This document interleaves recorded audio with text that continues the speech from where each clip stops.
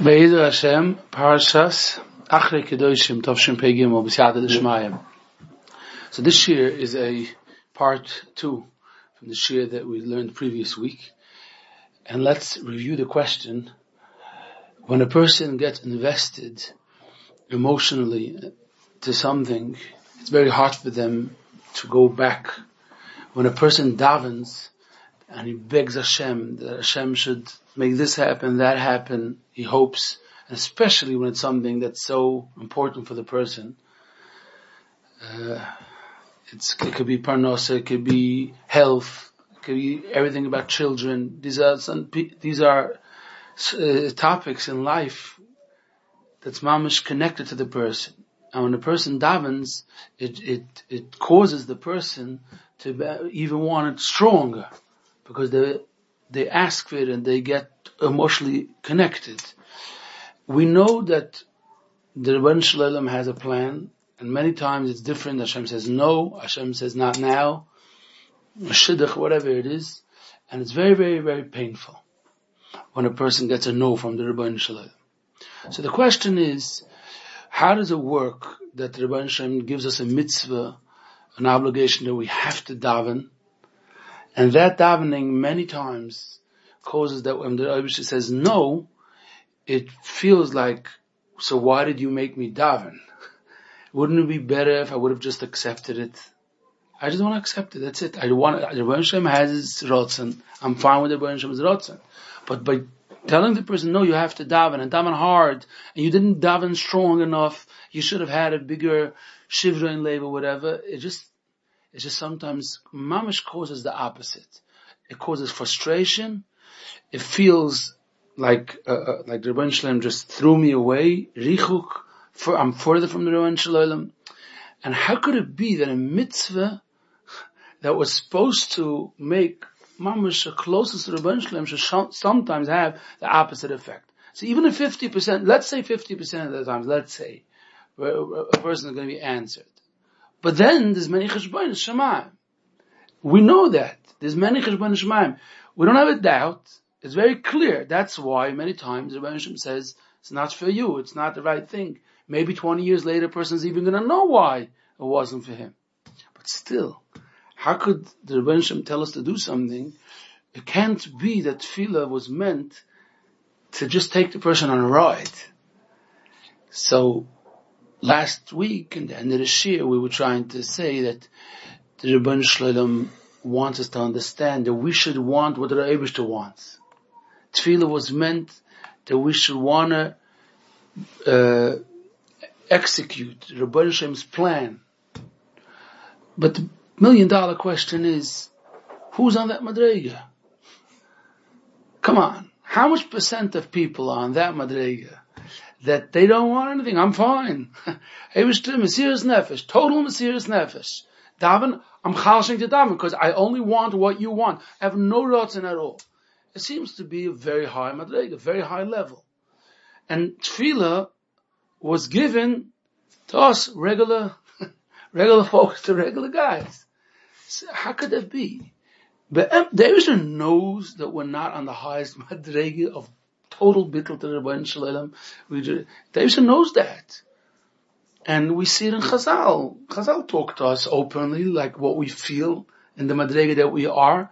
And tefillah is like that high madrega, something's missing. Something is missing. So let's start this topic with a question. What would happen if Hashem would ask you to have a meeting after you asked Hashem for something specific? 100 times, 200 times, Hashem would say, okay, could we sit tomorrow at 2 p.m.? We'll talk about it. You sit down, and Hashem says, okay, I have 2 options for you. One option is that I could fix whatever you want to be fixed. If it's health, if it's money, if it's a shidduch, if it's children, chinuch of children, I can fix it. It's done. I have another option for you, and that is that I could make like an open heart surgery and open mind surgery for you, and you won't feel any pain connected to this topic at all. If it's the embarrassment, if it's thinking about the future, if it's emotional pain, I'll take care of it. You're going to feel to the rest of your life totally fine with the matzif. You're going to be like, in a days, it's going to be mamash moiridik, 100%. And the Rebbe Hashem would just like finish off and say, you could pick plan A, that I should fix it be'emes. You could pick plan B, but it'll be a shtickle toyo for me if you pick plan B. But it's fine.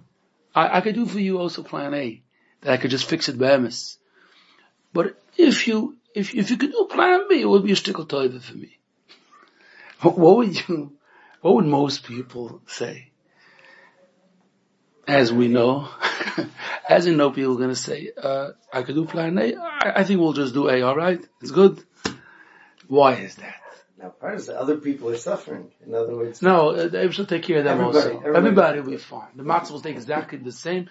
No, the people around us are not going to suffer. It's fine. We're done, but no, the situation, that mitzvah won't change. So people will pick plan A. Why is that? Very simple. Because we have this scenario, we have this case many times when someone owes you money or you ask someone for something and I could give it to you right now, but if you don't mind, it could be a shtickle toiva for me, my son-in-law next week, a check. We could do maybe the other way, maybe we should just like have it done. Why? Because it's not tangible. It's not a closed tab.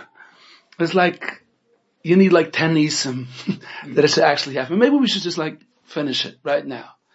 Hashem is offering to you that you should take care of it by, you don't have it in your hand, not closed. You're like feeling that, you're saying many times the doctor or somebody else tells you there's something new in the market, you know, I could offer it to you. There's no experience yet.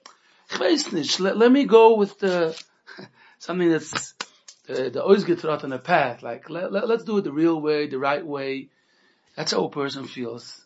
But in plan B, the original problem is not taken care of. It's just you don't feel it. So people feel. Let's add to that people feel that if you do plan B, the problem is not taken care of. So let's continue on that. But the person is so pained. The person has an issue with it because they feel the problem. If they wouldn't have any pain, not visual, not when they think about it, not around them, they would be besimcha be'emes and nothing, 24 hours, not like when they're in a good mood, it's going to be good. If it would be taken care of the part that the person is experiencing the problem, then it's not a problem. Because then it's a fact. fact. Wants us to have pain. He said it should be nosei balim chavero. So here. 1 second. Akaponim said, here's the big question. This is the big shaila. That's why people feel plan A is better than plan B, because they feel it's not as well, it's not as good, it's missing something. Not tangible, it's not a closed tab, however you're going to explain it. Now, in order we should understand this Nakuda, the Nakuda Vizidarf to sein, let's zoom out for a second. Okay, let's a little bit look at the bigger picture. We are used to, very, very much, that a person has ritzoinus. Okay, a person has ritzoinus. I want this, I want that. It's very important for me to have this taken care of. It means the world to me. I'm chalshing to have something and all around that. But many of those ritzoinos, many of those feelings that the person has that they want so bad, they strive, they want it so badly, they come from an inner rotzen of the person, but being that it goes through the guf, it already has a lavush to it. It means it's already not the original rotzen that they wanted. It's put on already a cover up, but it's not really what they want. Simple example, you have a little child that wants to eat that and wants to do that and that. And the mother says, "You're just tired. You need a bed." Usually they start crying harder. They got very hurt or whatever. But someone that could see it says, that's not what's bothering them. Come on. Every minute they're saying something else. Something much deeper to the cause body. You'll take care of that. Everything's taken care of. And now you have it by adults. The same exact thing happens. He's upset at his employer, this and that. He's upset. It's not that. He's heard about something. He has a rotza in there, and because that rotza is not met, it means that he's not being matzliach to have what he wants, so everything is hurt, everything is painful. Really, they want something else is bothering them. When people are verbalizing, this is what bothers me, most of the times, that's not what bothers them. Right now, on the minute, this is what's triggering the pain. That's true. We started discussing it last week. Yeah. That means that the inner cry of the person. The Ratzon of the Neshama, and there's a fascinating piece of a Hasidic should say from the Priya Oretz, from the Mendel Vitebske, in Parshas Nosai, which he explains that the source, the core, the Neshama of the person wants kirvat Rebbeinu Shalom. Now, when a person is so badly in pain, it could be health, it could be money, it could be children. It's a real emes zachar in a person's life. But the reason why it's felt that the problem is that on a parnosa is because right now that rotzen is not going out, it's not being exposed right away from the neshama to the outside. It's going through the guf. Being that it has to go through, make its way through the guf, so you're always going to get it. The feeling you're going to feel is going to be after it went through. It's processed. It's not. It's not the way it was. You have processed food. It's nothing like that. You're already getting it after all that. You have that in books that there's original. They wrote it, but then they took out all the stuff that they didn't want it should write. You got it already. It's not the original. You have it in songs. You have it all that. If you would hear it the real way, the original way, it would be totally different. Many times when someone says a story that he heard clearly from someone that heard it from someone that he heard it from his neighbor. So if you would hear it, you would see it was totally different. Just it made its way to you. They say in Yiddish, it's gewachsen aboard. When he grew a beard, it's not anymore the way it was. So now, the rotzen be'emes of the person, what's so painful, is because the person doesn't have kirvas elikim. And when the person doesn't have kirvas elikim, he's in pain because he doesn't feel that it's good for him.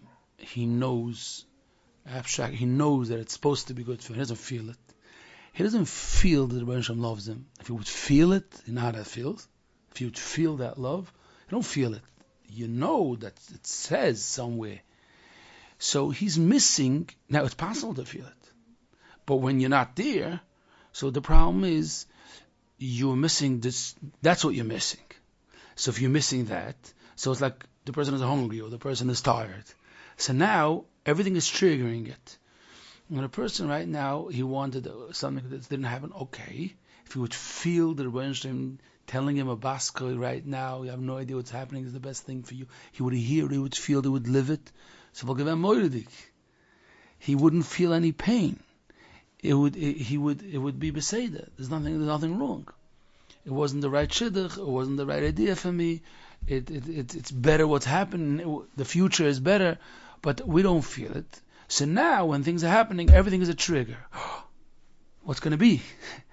What's going to be? I'm so embarrassed. Allah Zachan Arum and Arum is all because we're not exposed. We're not feeling that rotzen. We don't have that kirvas elikim, and because we don't have that kirvas elikim, that's what we're missing.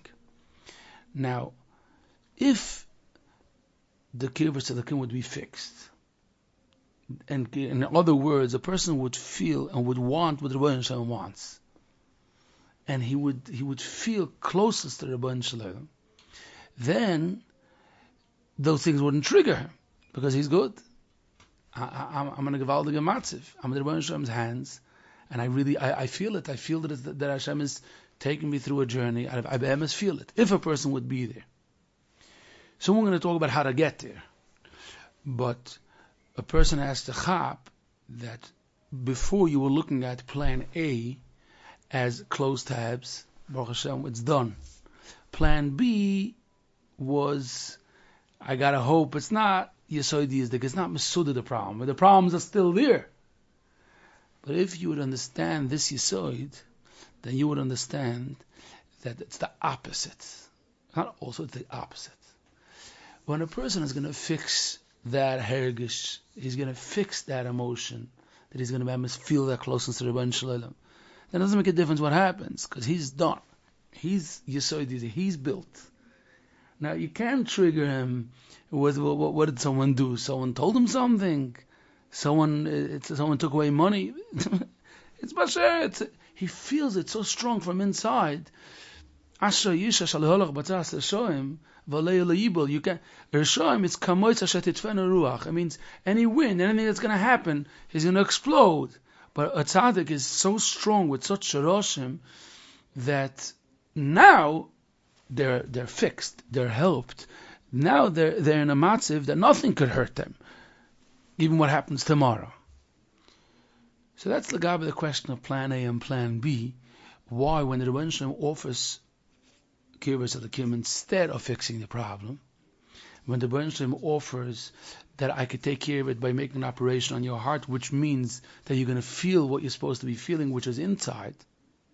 Hashem doesn't have to bring it from the external. It's internal. You just have to be zeichet. If it should come out, that rotzen should come out. You have that rotzen inside that you want what the Rebbeinu Shalom wants.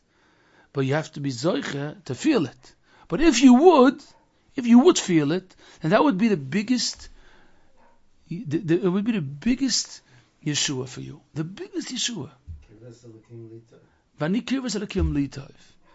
So it would be. So again, we start off with the question. Let's feel it. We didn't answer the question yet. We did one step towards the answer. Started with a question that Tefillah brings you to somewhere else, and we know vaguely, we understand that there's a musik that a person is supposed to want what the Rebbeinu Shalom wants. All we discussed so far is that be aware, if you're going to get to there, then emotionally you're going to be in a much, much better spot than if you're going to fix each problem and start to figure out answer to each problem, because you're set. That's a much better mahalach. Because you're here in this world, it's a world full of issues, full of things happening right away. Let's say Hashem is going to give in and do plan A for you right now. But what are you going to do tomorrow? It's always surprises and always chedushim. A person that, even Chachmas Chaim, a person that has some experience of life, figures that out. How to start accepting matzavim and knowing that this world works that way. But here we really come to the $1 million question. How do we reach that? And why tefillah is something that's given to us as a tool if it looks like it's bringing us to the opposite direction. So that shtickle in pre-audits from the Mendel Vitebsky and Parshas Nosai says a few lines which are fascinating. He answers the question. He says like this. He explains that when a person does a Maaseh mitzvah, there's a certain light because that mitzvah originates from the Torah. So when Abraham gave us a physical way how to do the mitzvah, that's bringing to us, that's connecting us to a part of the Torah, to a pasuk in the Torah, to a parsha of the Torah, which has a gewaldige or, and it gives it to our neshama. Being that we're in a guf, so the sprach, the language of the how to get things into your neshama, is through the guf. So you sit in the sukkah, you eat matzah, and while you're doing that, you're actually putting into your neshama a pasuk of Pasukas Teisha Shivas Yomim, putting into your mind, into your heart, matzah Techel Shivas Yomim, all that. And that's how a person gets the light of that the neshama needs. Now he goes on to explain that when a person, he talks about the eyes, the mouth, the ears, all the evorim, all the limbs that a person has, when he clearly talks about this marshal. I'm not adding it. That's what he says. He says each of our evorim, they all look for the guftige type of pleasure that this aver could get. If the eyes like to see, even if it would be just nice things, especially if it's that are not appropriate. Why does it want to so badly? Why is it being pulled? The answer is that the source of it, the eyes, is a source of tainuk. From a good place, a very, very good place. Right now, it's in the jail of a guf, so it's coming out that it's pulling towards the wrong way. But the fact that it's alive, a mouth, a person wants to talk. He feels a need to talk and he wants to. That's a fascinating Sache, a gewaltige Sache. It's just that when a person is empty, and when a person is throughout the guf, so they don't have what? So what they're doing is that they're using it, and it's ziyuf. It means it's full, just the mahalach that they're using it. But the etzem zach is the way it's supposed to. Misuse each and every avid. You misused it. It's not like you're supposed to close it. But it's even more than that. So the Rabbeinu says, listen what he says. He says, how do you fix that? I'll tell you how you fix that. Try to use the mouth or something. Try to a little bit calm down from speaking Dvarim B'Teilim. Try to, he doesn't say a day, a few days, he says stop, close, and start using it for Torah, for Tefillah, b'geshmak. He says, you won't believe, you're going to feel it, you are going to feel the chiyas that you get from using it for Torah Shabbat. You're going to feel like, wow, it's not only, you're going to feel so fulfilled, because you're giving the chiyas to that Eva, you're giving out the chiyas to the mouth. Mavas v'chaim biyad halashon. So a person that he just schmoozed stupidities for 3 hours, or any of the, if he feels afterwards empty, he feels what happened. It's not only that he feels empty, it's because he connected to mavas from his mouth. But if it's the other way, then it's chaim biyad halashon. Does have to be metaher his eva before he goes on to the tzaddik kedusha. So the Gemara Naim in Parshas Azariah speaks about it. That the Gemara says in Erechin that what does someone do if they spoke lashon hara? No, but the Gemara says in Erechin, what do you do if you speak lashon hara? So the Gemara has 2 opinions: or you can't have no eitzah, or learn Torah. So the Gemara Naim says that it's not a machlokes. It depends. Torah shaloi lishma won't really do the job. But what you're going to do is, if you're going to do Torah Lishma, you're going to get invested that you're doing it because you want to clean your mouth, then it's going to give you Chaim, and it's going to give you back life to your mouth. You're going to mamash do Tchias HaMeis into your mouth. There's many dargas of Lishma, but one of the dargas of Lishma is a person is doing it because he wants to become closer to Rebbeinu Shlem. Partic, simple. He wants to now, he's learning because he wants to connect to Rebbeinu Shlem. Now, what's fascinating?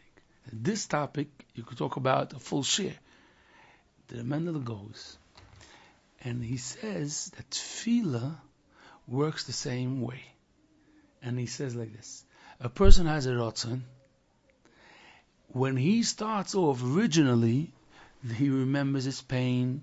He's in this world. He knows exactly what he wants. Akapon him in this girsa of the guf.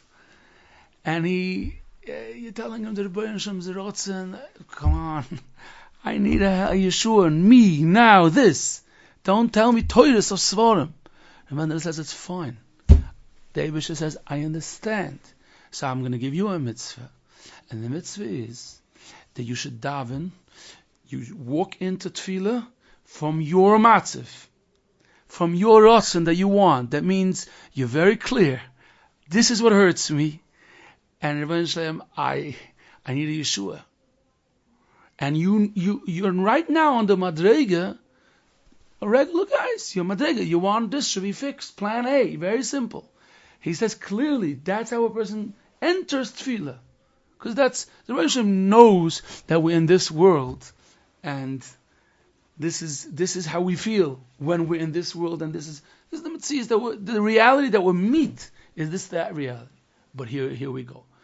But if you're going to get invested into tefillah, then what's supposed to happen is that tefillah is a mitzvah. Slowly, the tefillah is supposed to be meshachrer, that you shouldn't be holding on so tight to that rotzen that you wanted. And let's explain that. There could be 3 dargas. Level number 1 is when a person is going into tefillah and he says, I know what you're going to want to tell me, okay? I don't want that. I want this. And he holds on tight, and he's focused. He says, I know you're going to try to grab it out of my hand. I'm not leaving go. So it's like that child that's saying Tehillim, and he knows that he's getting a chocolate. So, Mizmor chocolate, Ledova chocolate, Michtam chocolate. You're telling him in the middle he's not getting a chocolate. Shabbos. There's nothing going on. His mind, his lesson, I want that. That's one darga. Let's skip to darga number 3. Darga number 3 is a malach. A person goes to Hashem and says, I don't need anything. You could take my life, you could take my neshama, you could take anything. I want your rotzen. That's what I'm here for. You want this should happen? I'm davening that your rotzen. Me, doesn't make a difference. I'm working for you. That's a different one. That's number 3. Most people are not up to the bichlal. The concept is to be able to shift from 1 to 2. What's 2?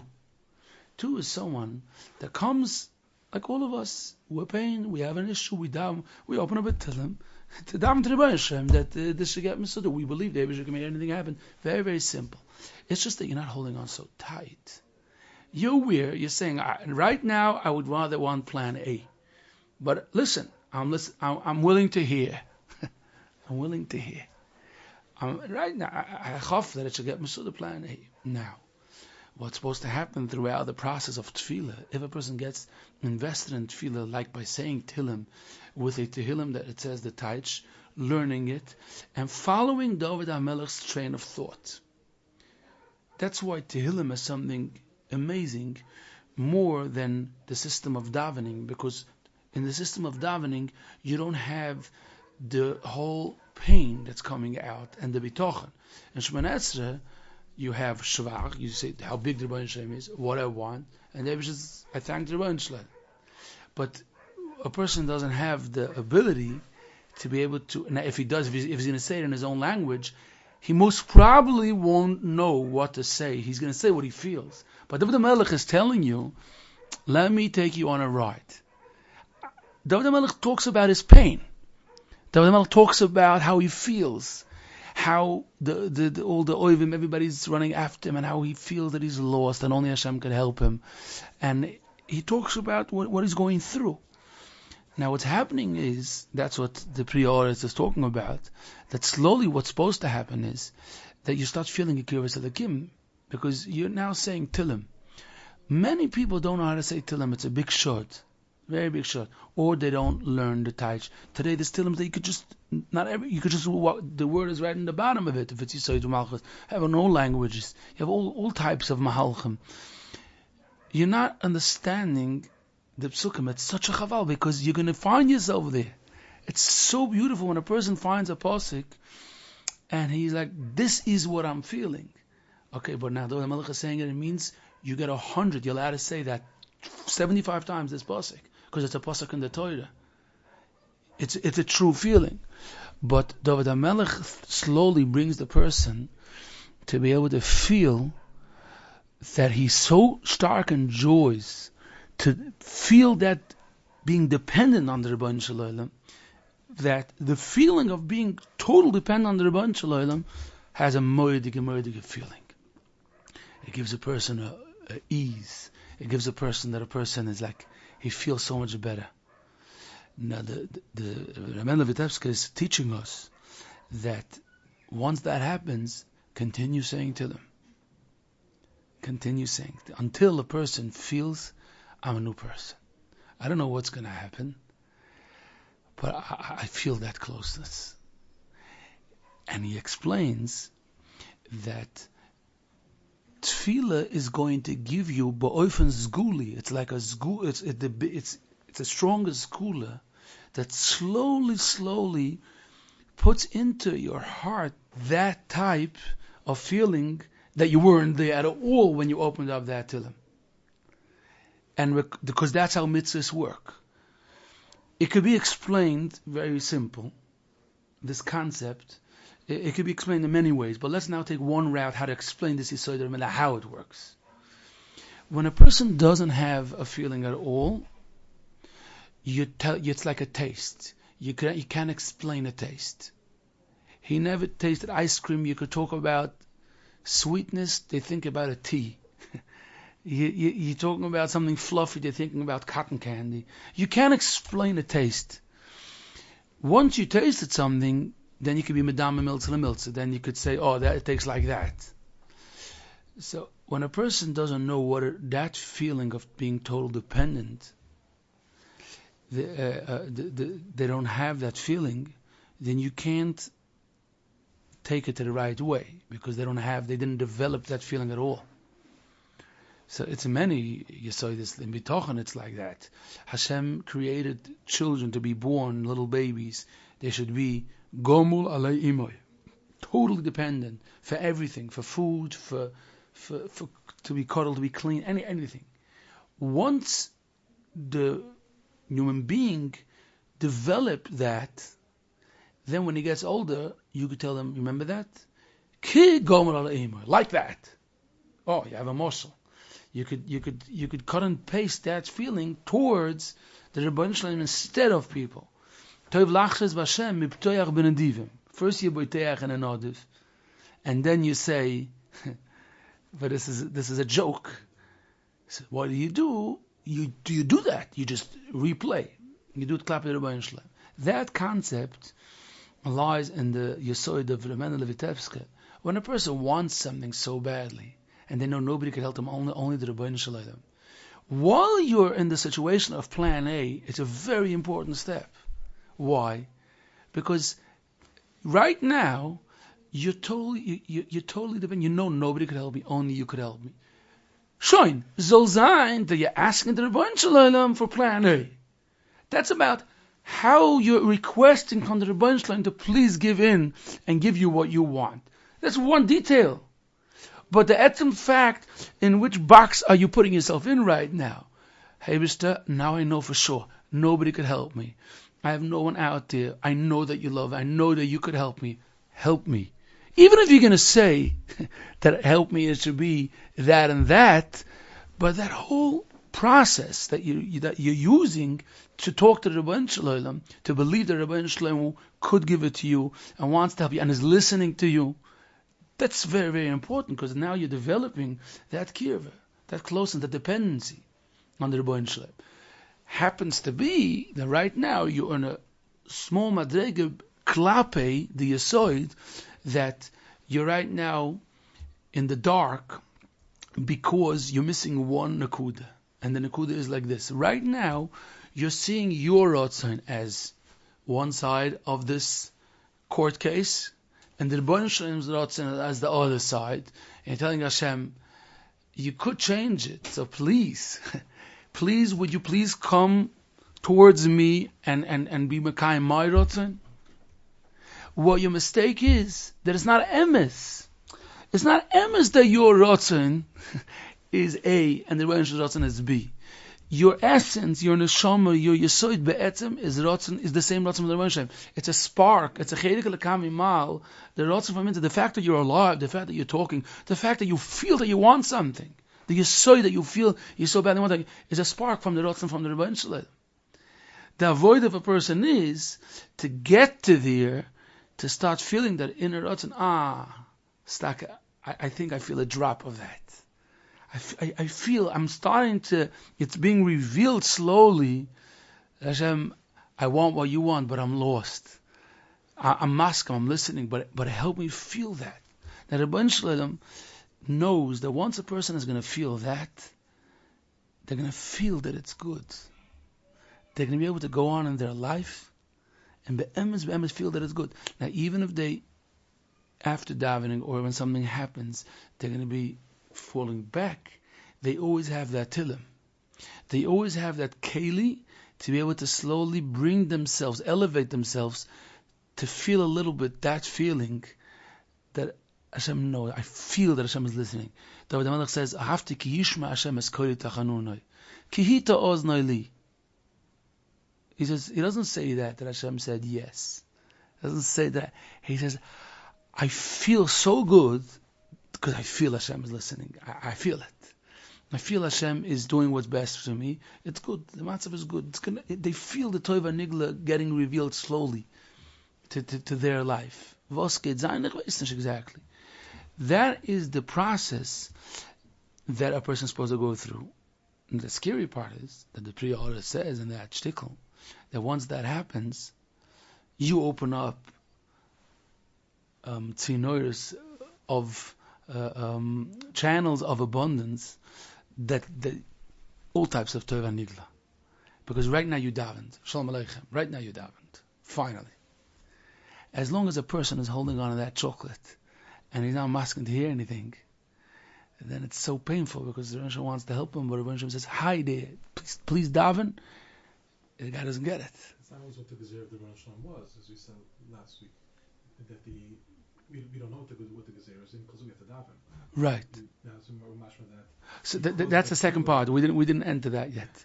This is the concept of the first part of the shir, which the whole first part of the shir was all about the chelik of the person's the part that the person is experiencing.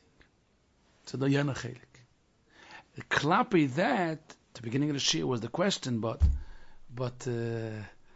it's causing me to feel the exact opposite. As long as you don't hold on, and you're going to be masking to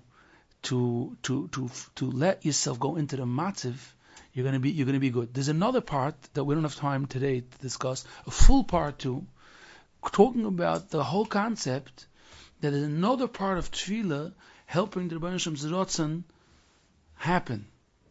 That's another whole chelik which totally doesn't contradict. You just have to chap. It's a different part. But just to finish off this chelik, I'll say one more yesod in how a person is supposed to feel when they daven. Sometimes you have a matzav where a person is going through something in their life, complicated. They don't know how to go about it. They're very they're in a dilemma. They're upset and there's a fight, geves, whatever. Now they need help. There's someone that they usually talk to discuss matzovim. Sometimes it could be a parent, they should help when a person has a good relationship. That person's mentor, that person's rebbe, that person's rosh hashiva, whatever. A good friend, which is usually on target, but a good friend has to be also Yeshamayim. Not he brings you out the truth.